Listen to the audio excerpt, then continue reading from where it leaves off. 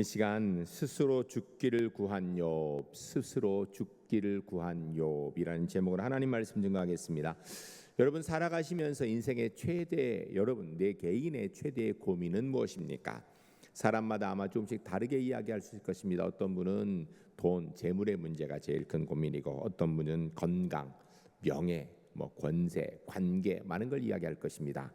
그런데 우리가 조금만 더 깊이 생각하고 내 삶을 돌아본다면 인생의 최대의 고민은 누가 뭐래도 죽음의 문제입니다. 이 죽음의 문제, 이거보다 큰 문제는 없고요, 이거보다 심각한 문제는 없습니다. 성경은 하나님이 처음 사람을 창조하실 때 죽음을 함께 주셨다라고 말씀하지 않습니다. 첫 번째 사람 아담이 범죄한 결과로 죽음이 우리에게 찾아오게 된 것이고, 범죄의 결과로 인생은 죽음의 문제를 피할 수 없게 된 것입니다. 그래서 그런지 사람들은 죽으면 모든 게 끝이라는 착각을 합니다. 자기 스스로 생명을 파괴하는 사람들이 꽤 많습니다. 우리나라는 전 세계에서 인구 대비당 자살률 1위라는 오명을 씻지 못하고 있습니다. 가장 많은 사람들이 자기의 생명을 버립니다. 그런데 성경은 이것에 대해서 이건 심각한 범죄라고 분명히 말씀하고 있습니다. 그런데 성경에 보면 하나님께 죽기를 구한 사람들이 있습니다. 성경이 여러 번 그런 얘기를 하는데 그 중에 대표적으로 네 사람이 하나님 앞에 죽기를 직접 간구하는 소원을 이야기합니다. 앞으로 4주에 걸쳐서 구약 성경에서 하나님 앞에 죽기를 구한 사람들의 이야기를 듣게 될 것입니다. 오늘 그 첫 번째 시간으로 욥의 이야기를 듣고자 합니다. 여러분은 지금까지 살아오시면서 나 죽었으면 좋겠다 이렇게 생각하고 혹시 그 실천하려고 한 적은 없으십니까? 아마 죽음에 대해서 생각을 한 번도 안 해본 사람은 없을 것입니다. 나름대로 그것을 실천하려고 고민한 사람도 있을 것입니다. 그런데 오늘 이 하나님 앞에 죽기를 구한 욥의 이야기를 통하여서 우리 제1교회 성도님들 앞으로는 절대로 그런 생각 안 하시기 바랍니다. 그리고 절대로 죽음을 스스로에게 오게 하는 그런 범죄를 하지 않아야 됩니다. 더 나아가 이 죽음 문제도 하나님께 온전히 맡기고 있지 않은 욥 같은 신앙인으로 주 앞에서는 하나님의 사람들이 주 안에 모두 될 수 있기를 주의 이름 간절히 축복합니다. 첫 번째 따라해서 사람은 그가 가진 세계관에 따라 삶이 달라집니다. 여러분, 세계관이라는 것은 이 세상을 보는 나의 관점을 이야기합니다. 내가 어떻게 세상을 보고 해석하는가, 이것이 곧 나의 세계관이라고 이야기할 수 있습니다.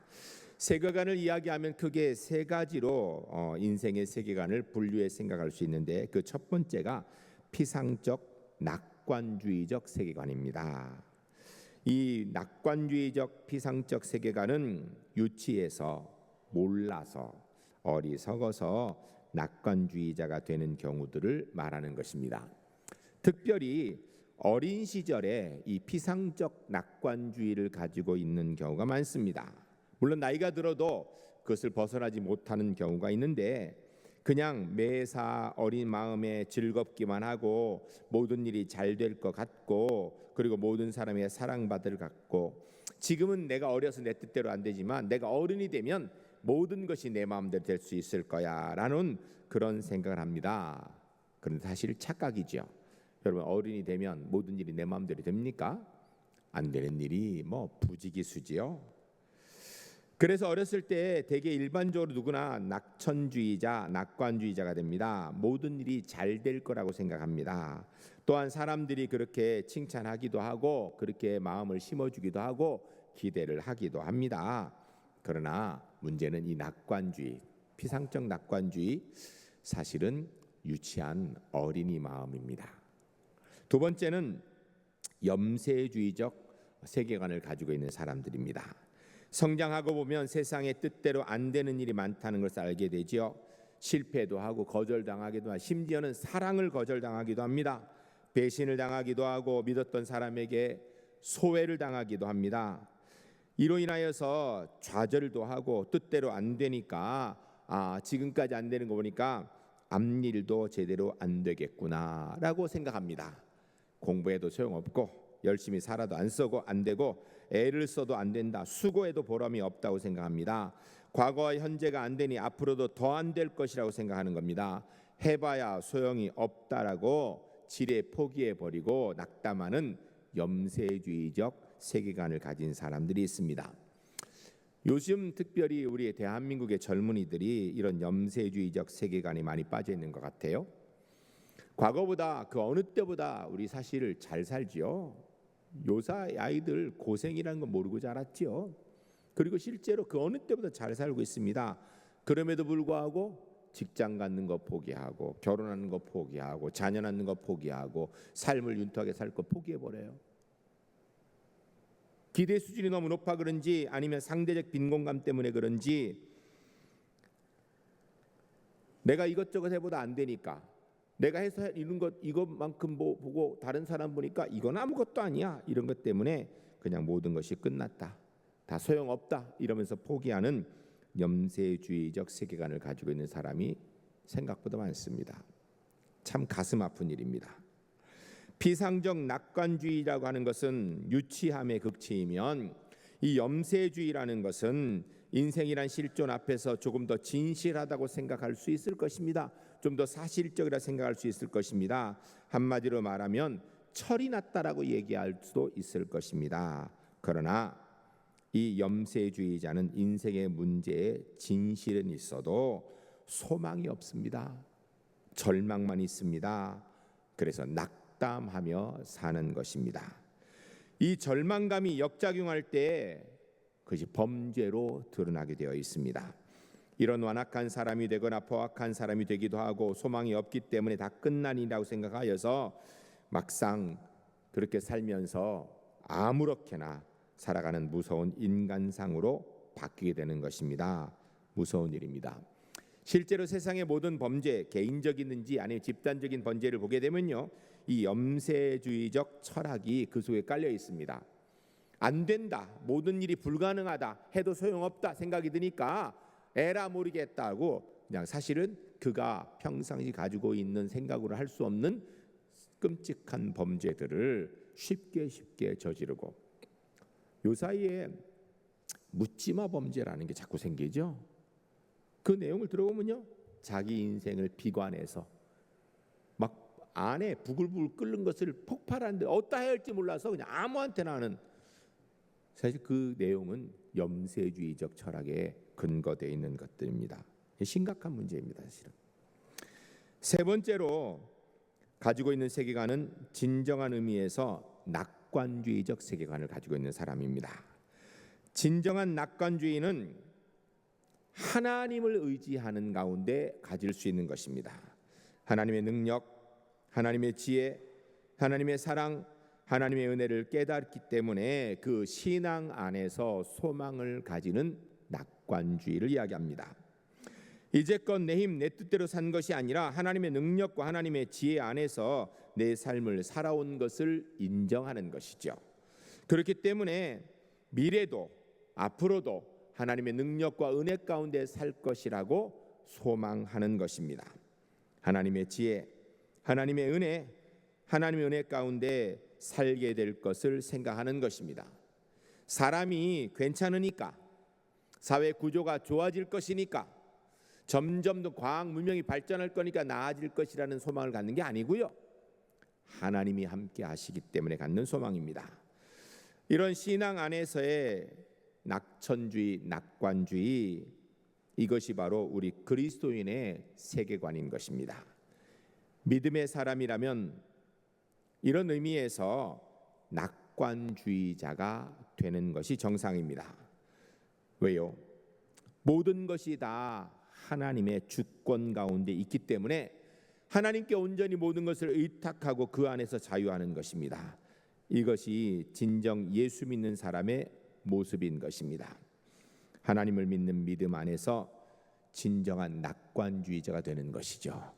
전 우리 제1교회 성도님들, 이 땅에서 사람 보고 상황 보고 판단하는 것이 아니라 우리의 시선을 하나님께 두고 하나님이 모든 걸 주관하신 하나님의 주권을 알기 때문에 인생의 낙관주의자로 살아가는 그런 하나님의 사람들이 주 안에 모두 될 수 있기를 주의 이름 간절히 축복합니다.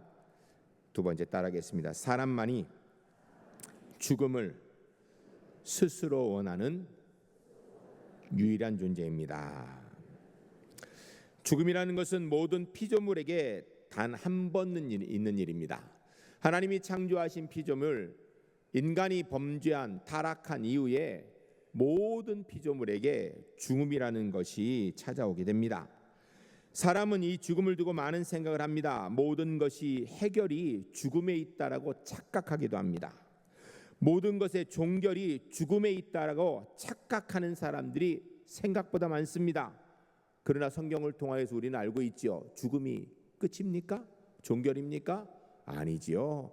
우리는 예수 믿는 하나님의 사람으로 죽음을 통하여서 영원한 하나님 나라의 백성이 되든지 아니면 예수 믿지 않는 사람은 영원한 지옥 백성이 된다라는 사실을 너무나 잘 알고 있습니다. 죽음이 종결도 아니고 해결도 아닌 것입니다. 그러므로 세상의 많은 사람들이 죽음이 종결이라 해결이라 생각하기 때문에 조금 고통스러우면 죽으면 되지, 그러면 끝난다, 이렇게 생각하는 것 심각한 착각이고 큰 문제인 것입니다. 심지어는 사회의 지도층에 있는 사람들조차도 죽으면 끝난 거다, 해결된다고 생각하여서 죽음을 선택하는 경우들도 있죠. 참 안타까운 것은 우리나라가 전 세계에서 인구 대비당 가장 많은 자살률을 보유하고 있는 거, 이거 문제입니다. 빨리 바뀌어야 됐으면 좋겠습니다. 얼마나 많은 사람들이 자살하는가. 제가 몇 년 전에 글을 하나 읽었는데요. 그 당시에 우리나라에서 1년에 자살하는 사람이 거의 2만 몇천 명이더라고요. 그러니까 그분이 그래요. 자살하는 사람들 자살만 막아가지고 그분들만 예수 믿어 전도해도 1년에 몇만 명 되는 교회가 하나씩 생기는 거라고 이렇게 얘기를 글을 쓰는 걸 제가 읽은 적이 있어요. 그만큼 우리나라가 자살률이 높습니다. 여러분, 그런데 이 생명을 경시하는 대표적인 집단이 있습니다. 그게 공산주의자들입니다. 공산주의자들의 사관은 유물론적 사관을 갖습니다. 사람을 생명이 있는 고귀한 존재, 영이 있는 존재로 보는 것이 아니라 그냥 물질 중에 하나라고 생각을 합니다. 그래서 이 사람들은 생명을 굉장히 천히 여깁니다. 중시 여기지 않습니다. 한 사람의 생명을 그렇게 소중히 여기지 않습니다. 여러분, 공산주의자들이 생명 소중히 여기는 거 봤습니까? 없습니다. 실제로 소련, 그리고 중국, 북한, 라오스, 캄보디아, 동유럽에 있는 모든 국가들, 그들이 공산주의 사상으로 공산주의 국가를 만드는 과정에 작게는 수십만 명, 많게는 수백만 명, 수천만 명을 숙청하고 죽였습니다. 여러분, 소련이 공산화되는 가운데요, 숙청하고 죽인 사람이 2천만 명이 넘습니다. 어마어마합니다. 북한도 마찬가지였고요. 처음에 공산주의 사상의 그 나라를 세우기 위해서요, 맞지 않는 사람 다 죽여버립니다. 왜 그럴까요? 이유는 자기 신념을 위해 죽이는 일 너무 쉽게 생각합니다. 생명이 소중하게 생각되지 않아요. 그렇기 때문에 자기의 신념을 위하여서 사람 죽이는 것은 우습게 여깁니다. 오늘도 그렇지요. 독재자들은 가차없이 자기의 마음에 안 들면 죽여버립니다. 너무나 무서운 생각입니다. 그런데요, 독재자가 자기의 신념에 맞지 않는다고 여러 사람을 죽이는 거나 소극적으로 정해서 힘들고 어렵다고 나를 죽이는 거나 사실은 차이가 없는 거예요. 그냥 소극적이냐 적극적이냐 이 차이만 있는 것이지. 무서운 일입니다. 생명을 경시 여기는 것, 이건 성경적 사상도 아니고요, 하나님의 뜻도 아닙니다.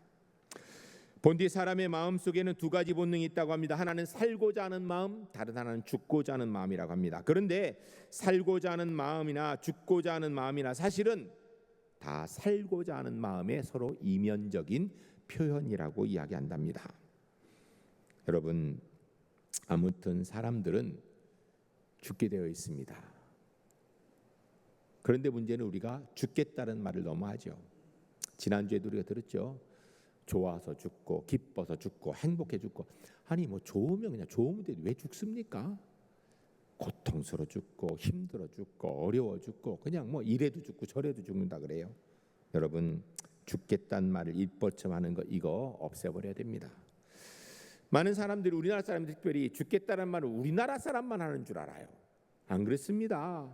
전 세계 다른 나라에 가면요 그 나라 사람들도요 영어 쓰는 사람은 영어로 죽겠다는 말 하고요, 프랑스어 쓰는 사람은 불어로 죽겠다는 말 하고요, 독일의 사람은 독일어로 죽겠다는 말 하더라고요. 다. 그 참 희한해요. 그러니까 전 세계에 있는 사람들이 죽겠다는 말을 입에 달고 사는 게 이게 전 세계의 사람들의 인간의 모습인 것 같아요. 극단적인 말을 즐겨하는 거지요. 사람은 죽는다 하지 않아도 어차피 다 죽게 되어 있습니다. 그래서 사실은 죽게 될 때 가장 두려워하면서도 쉽게 죽겠다라는 말을 하는데 여러분 여기에 문제가 있는 겁니다. 이런 표현은 하지 않는 게 좋습니다. 우리 제1교회 성도님들 죽겠다는 표현은 하지 맙시다. 좋은 말 많은데 왜 하필이면 죽겠다라는 말 너무 기뻐 하나님께 감사하다 이래야지 좋아 죽겠다고 그런 말 하지 맙시다. 말로 죽겠다라는 말을 많이 하는 건 인간이고요. 그리고 실제로 자기 생명을 스스로 해야 하는 유일한 피조물이 누군가 그게 인간입니다. 여러분 혹시 동물들이 죽겠다고 얘기하는 언어 표현하는 거 들어본 적 있나요? 여러분이 동물 말을 못 알아들어서 들어본 적이 없겠지만 학자들이 연구해 있나요? 없습니다. 죽겠다는 말도 안 하고요. 그리고요 실제로 그 어떤 동물도 아무리 극단적인 상황이 되어도요 자기 생명을 스스로 해야 하지 않습니다. 살려고 애를 쓰지요. 사람은요 극단적으로 어려운 상황에만 자기 생명을 하는 것이 아니라 평안하고 안락해서 너무 편하니까 삶의 의미를 못 느껴서 스스로를 죽이는 경우도 있어요.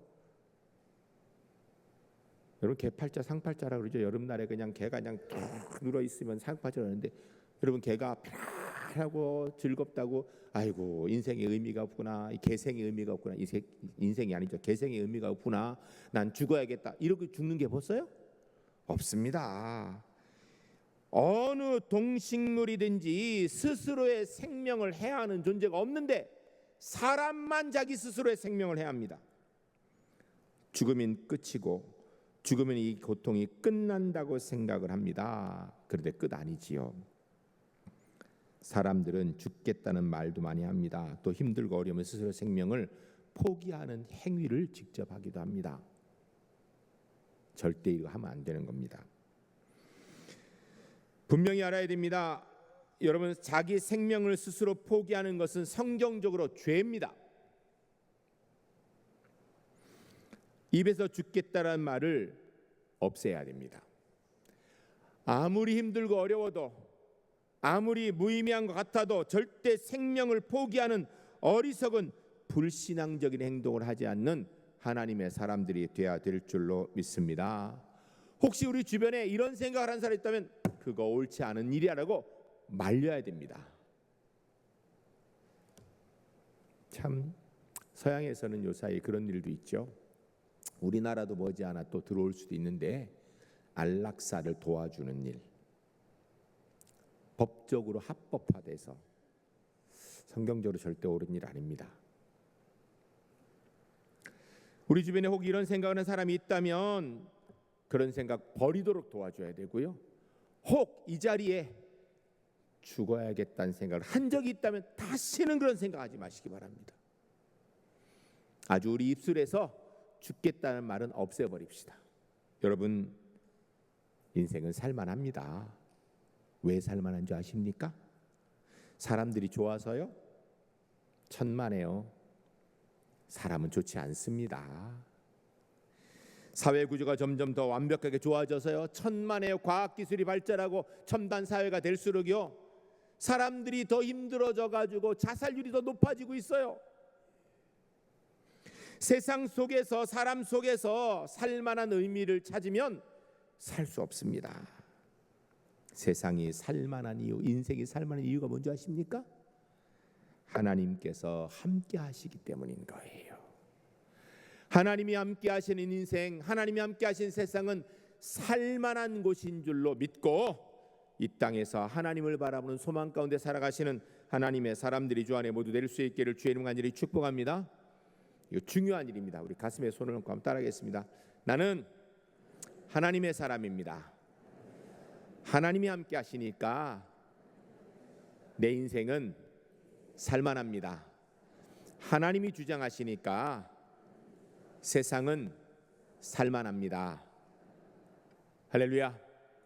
옆 사람한테 얘기합니다. 하나님이 함께 하시는 세상은 살만한 세상입니다. 얘기하세요. 하나님이 함께 하시는 세상, 살만한 세상인 줄 알고 절대로 인생을 포기하지 않는 하나님의 사람들이 주 안에 모두 될 수 있기를 주의 이름 간절히 축복합니다. 세 번째 따라하겠습니다. 고통 중에 욥은 하나님께 스스로 죽기를 구합니다. 오늘 본문의 욥은 하나님 앞에 나를 죽여주시면 좋겠습니다. 나 이제 그만 살고 싶습니다. 이렇게 얘기하고 있어요. 욥이라는 사람은 어떤 사람인가? 그는 동방의 의인이고 큰 부자라고 했습니다. 욥에 대해서 아주 간단하게 이야기하는데 욥이 어떤 사람인가를 이야기하는 것이 욥기 1장 1절로 3절까지 기록되어 있습니다. 우리가 함께 같이 읽겠습니다. 욥이 어떤 사람인가 생각하면 같이 읽겠습니다. 우스 땅에 욥이라 불리는 사람이 있었는데 그 사람은 온전하고 정직하여 하나님을 경외하며 악에서 떠난 자더라. 그에게 아들 7과 딸 3이 태어나니라. 그의 소유물은 양이 7,000마리요 낙타가 3,000마리요 소가 500결이요 암나귀가 500마리이며 종도 많이 있었으니 이 사람은 동방 사람 중에 가장 훌륭한 자라. 아멘. 욥은 어떤 사람인가? 우스 땅에 욥이라는 사람이 있는데 그 사람은 온전하고 정직하여 하나님을 경외하며 악에 떠난 자라. 한마디로 이야기하면 좋은 믿음의 사람, 좋은 인격의 사람이었다라는 거예요. 하나님께도 인정받고 사람에게도 인정받는 최고의 사람이었다라는 것입니다. 그런 그가 아들 7명, 딸 3명, 10명의 자녀를 가지고 있는 아주 다복한 가정의 주인공이었습니다. 그에게 하나님이 복을 주셔서 그의 소유물이 양이 7,000이고 낙타가 3,000이고 소가 500이고 암나귀가 500이고 종도 많더라라고 얘기합니다. 여러분, 이 정도면요 어마어마한 재벌입니다. 재벌. 그냥 부자가 아니에요. 만일 우리 중에 누가 여기 중에서 뭐 소가 보니까 500이라 그러는데 소 100마리만 가지고 있어, 그 사람 부자입니다. 500마리요? 어마어마. 근데 이게 전체 합치면요, 제가 한번 대충 따져보면 몇 조가 되는 몇 조. 재벌입니다. 재벌. 그는 하나님을 잘 경외하고 사람들에게 인정받는 의인이었고 뿐만 아니라 자녀들 10명이나 가진 다복한 가정의 주인공. 그러면서 수많은 재물을 가지고 있는 그런 사람, 동방에서 가장 훌륭한 사람이다라고 성경이 이야기합니다. 저는 우리 울산제일교회 성도님들이 하나님 앞에 이런 욥의 복을 받아 누리시기를 주의 이름 간절히 축복합니다. 욥처럼 정말 하나님 잘 섬긴다고 인정받고 사람들 앞에 좋은 인격이라고 인정받고 자녀들 정말 다복하고 그리고 재산도 하나님이 물질도 많이 주셔서 정말 사람들이 볼 때 저 사람은 하늘의 복과 땅의 복을 다 받은 사람이야 라고 하는 그런 칭찬 듣는 우리 제일교회 성도님들이 꼭 될 수 있기를 주의 이름 간절히 축복합니다. 근데 이런 욥에게 고난이 찾아옵니다. 우리가 지난주 들었죠. 욥기 1장 4절부터 2장까지의 욥의 고난이 찾아오는데 하루아침에 비참한 신세가 됩니다. 그 많은 재산이 하루아침에 다 없어졌습니다. 저는요, 하나님께서 주시면 하루아침에 놀라운 재산도 주시고 재물도 주시고 하루아침에 싹 걷어가기도 하시는 분이 하나님이시라고 믿습니다. 여러분, 재물 너무 의지하지 마세요. 욥의 재물 하루아침에 없어졌습니다. 10명의 자녀들 하루아침에 다 죽었습니다. 아내는 평상시에 아내가 얼마나 사랑스러운 사람이었겠어요. 그런데 그가 욥에게 하나님을 요구하고 죽으라고, 나가라고 독설을 퍼부었습니다. 욥의 몸에는 머리부터 발끝까지 악창이 나서 너무 가려워서 욥이 견딜 수 없어 기와장을 가지고 긁었다고 성경이 이야기합니다. 욥의 친구들이 찾아왔는데 욥을 못 알아보니까 왜 행색이 너무 말도 안 돼. 그러니까 7일 동안 말을 못해요. 옆에 있다가 결국은 그 다음부터 욥을 위로한다고 하는 이야기가 뭔가 욥을 공격하기 시작합니다. 욥을 정죄하기 시작합니다. 뭔가 잘못한 게 있으니까 이런 일이지, 이런 일은 그냥 있을 수 없다고 얘기하는 거예요. 여러분, 사람이요 힘들고 어려울 때는 위로하는 말도 조롱거리로 들릴 수가 있어요. 근데 욥의 친구들은 위로하는 얘기가 아니라 실제로 정죄하고 조롱하고 그리고 겁박을 했습니다. 이런 욥 얼마나 힘들었겠습니까? 그런데 지난주에 말씀드렸죠. 욥이 그 고통 가운데에서도 하나님을 원망하지 않고 불신앙의 말을 하지 않았어요. 이 욥이 너무 괴로운 가운데 그 괴로움을 토로하는 내용이 욥기에 역시 기록되어 있는데, 욥기 3장 20절, 21절, 22절 우리가 세 절을 같이 읽을 때 욥이 어떤 상황인지 들었잖아요. 그 고통 가운데 욥이 지금 이렇게 얘기하는 것을 생각하면서 우리 같이 읽겠습니다. 어찌하여 고난당하는 자에게 빛을 주셨으며 마음이 아픈 자에게 생명을 주셨는고, 이러한 자는 죽기를 바라고 오지 아니하니 땅을 파고 숨긴 보배를 찾음보다 죽음을 구하는 것을 더하다가 무덤을 찾아 얻으면 심히 기뻐하고 즐거워하나니. 아멘. 이 무슨 얘기입니까? 욥이 너무나 괴로운 나머지 이 세상에 태어나지 않았으면 참 좋았을 텐데, 이 고통이 시작되기 전에 내가 먼저 죽었으면 참 좋았을 텐데, 빨리 죽음이 찾아오면 그게 너무 감사할 텐데 라고 이렇게 얘기하고 있는 거예요. 여러분, 솔직히 우리 중에 욥 같은 고난을 당하면 이 고백 할 수 있을까요? 우리는 욥 같은 고난 당하면 대다수가요 모두 다 하나님 원망하고 욕하고 저주하고 세상 원망하고 이렇게 얘기했을 거예요. 이렇게 얘기 못했을 거예요 아마. 여러분, 욥이 고난 중에 하나님, 차라리 내가 안 태어났으면, 이 고난 보기 전에 죽었으면, 하나님 빨리 주님이 데려가셨으면 좋겠습니다라고 얘기하는 거요. 이거 엄청난 믿음입니다. 그 믿음을 아주 적나라하게 표현한 것이 오늘 우리가 읽은 본문이에요. 오늘 읽은 본문 욥기 19장 26절 말씀. 그 생각을 가지고 무슨 말인가 생각하면 같이 읽겠습니다. 내 가죽이 벗김을 당한 뒤에도 내가 육체 밖에서 하나님을 보리라. 아멘. 이 무슨 의미입니까? 내 가죽이 벗김을 당한 뒤에, 이게 무슨 얘기냐면 죽은 다음에, 육신의 생명이 죽은 다음에 이런 뜻이에요. 내가 육신의 생명이 죽은 다음에 내가 육체 밖에서 하나님을 보리라 라고 얘기합니다. 웬만하면 사실 욥 같은 고난의 절반의 절반만 당해도 무슨 생각을 해요? 하나님이 계시면 이럴 수 없다고 생각합니다. 하나님 없지요. 하나님 있으니 이런 일이 있습니까? 라고 얘기하죠. 근데 욥은 그런 고난 가운데에서도 뭐라고 이야기하냐면, 내 육신의 생명이 끝나면, 욥이 생각할 때 자기가 오래 못 살 것 같아 보니까, 그럼 내 육신의 생명이 끝나면 내가 육체 밖에서 하나님을 볼 것입니다 라고 고백하는 거예요. 이야기는요, 하나님이 계시다라는 걸 인정하는 거고요, 하나님이 모든 것의 주권자라는 걸 인정하는 것이고요, 하나님 앞에 설 거라는 걸 인정하는 거예요.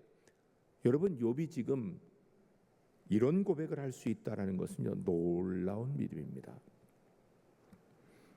이제 살 소망을 다 잃어버리고 그저 빨리 죽었으면 하는 그런 마음으로 하나님께 기도드리는 것입니다. 너무나도 고통스럽고 너무나도 괴로워서 차라리 죽기를 소원한 욥의 한탄과 부르짖음을 우리는 욥기 곳곳에서 읽을 수 있습니다. 사실은요, 일반적으로 너무 고통스러우면 나 그냥 죽었으면 좋겠습니다, 이거는요 대단한 믿음의 양반입니다. 왜냐하면 죽었으면 좋겠음이 아니라 온갖 독설과 불신앙의 말을 막 뽑거든요, 사람이. 근데 욥은 그런 이야기는 한마디도 없고, 내가 이제는 그만 살았으면 좋겠습니다 하나님 앞에 얘기하면서, 이유는 뭐냐? 내가 육신의 생명이 마치면 하나님을 만날 것이라고 이야기합니다. 전 우리 제1교회 성도님들이 욥과 같은 고난을 안 당했으면 좋겠습니다. 그러나 우리 각자 당하는 이런 고난의 현장 가운데에서 분명히 하나님이 계시고 하나님께서 모든 것을 다스리는 주권자이시기 때문에, 그리고 우리가 육신의 생명이 마치면 하나님 앞에 설 것을, 하나님을 만날 것을 분명히 믿음으로 고백할 수 있는 하나님의 사람들이 주 안에 모두 될 수 있기를 주의 이름 간절히 축복합니다. 사람이 적당히 고난을 당하면요 삶에 힘을 냅니다. 그러나 그 고난이 한계를 넘어서면 삶을 포기하게 되어 있습니다. 이때 하나님을 저주하고 하나님을 부인하고 사람들을 욕하고 이것만 안 해도 대단한 거예요. 이때 하나님 앞에 차라리 하나님 나 죽었으면 좋겠습니다, 그만 살았으면 좋겠습니다라고 기도하는 건 대단한 믿음이에요. 왠지 아십니까? 이거는요 하나님을 절대 의지하는 겁니다. 욥은 아무리 힘들어도 절대 스스로 자기의 생명을 포기하지 않았습니다. 하나님께 죽음을 구하고 죽음보다 어려운 상황 속에서도 하나님을 절대 신뢰하고 있는 표현입니다. 사랑하는 성도 여러분, 욥은 극심한 고난 가운데 하나님을 기억했습니다. 하나님을 의지했습니다. 전 우리 제1교회 성도님들이 힘들고 어려운 상황일수록 하나님을 기억하고 하나님을 절대 의지하는 욥 같은 믿음의 사람들이 되시기를 주의 이름 간절히 축복합니다. 욥은 극심한 고난 상황에서도 절대로 자기 스스로 자기 행명을 해하지 않았습니다. 전 우리 울산 제1교회 성도들이 아무리 힘들어도 죽음보다 더한 상황이 혹시 있다 할지라도 절대로 스스로의 생명을 해하는 불신앙의 행위를 하지 않는 욥 같은 하나님의 사람 되시기를 주의 이름 간절히 축복합니다. 욥은 이 어려운 상황에 뭐 했는가? 하나님 앞에 기도했어요. 하나님, 나 차라리 빨리 죽었으면 좋겠습니다. 내가 차라리 안 태어났으면 더 좋을 뻔했는데 주님, 이제는 주님 빨리 데려가 주셨으면 좋겠습니다 라고 하나님께 기도한 거예요. 여러분, 욥이 이 소리를요 사람들 앞에 나 왜 안 죽는지 몰라, 나가 차라리 죽는 이 얘기한 게 아니에요. 사람에게 하지 맙시다. 그래, 우리 하나님 앞에는 답답한 심령을 고할 수 있지요. 욥은 하나님을 절대 의지하는 사람이었습니다. 내 가죽이 벗겨짐을 당한 뒤에도 내가 육체 밖에서 하나님을 보리라. 여러분, 이런 똑같은 고백을 성경에 한 분이 계시죠. 예수님께서 십자가상에서 십자가에 달려 돌아가시면서 마지막에 아버지, 내 영혼을 아버지 손에 맡기나이다. 예수님도 자기를 십자가에 못 박고 조롱하는 사람들을 욕하지 않았어요. 하나님 원망하지 않았어요. 스데반 집사님이 돌에 맞으면서 자기를 돌로 던지는 사람들을 용서해 달라고 기도하고요, 하나님 원망하지 않았습니다. 그리고 마지막에 뭐라 그래요? 아버지, 내 영혼을 아버지 손에 맡깁니다. 욥이요 지금 그 고백을 하고 있는 것입니다. 사랑하는 성도 여러분, 믿음은요 평안할 때 믿음이 있는지 없는지 표시가 잘 안 납니다. 그런데 고난이 깊어지면 믿음이 진짜인지가 가려지기 시작합니다. 전 우리 제1교회 성도님들이 평안할 때에도 욥처럼 하나님께 영광 돌리는 사람일 뿐 아니라 고난의 상황이 찾아와도 하나님 절대 신뢰하며 하나님을 기억하고 하나님만 의지하는 욥 같은 믿음의 사람으로 승리하는 하나님의 사람들이 주 안에 모두 될 수 있기를 주의 이름 간절히 축복합니다. 하나님께 기도하겠습니다. 기도할 때 주님, 욥과 같은 하나님의 사람 되기를 합니다. 고난의 때에 하나님을 기억하고 하나님 의지하고 내 스스로 생명을 해하는 답답한 어리석음을 행하지 않고 끝까지 주님 의지하는 믿음의 사람 되겠습니다. 우리 함께 기도하겠습니다.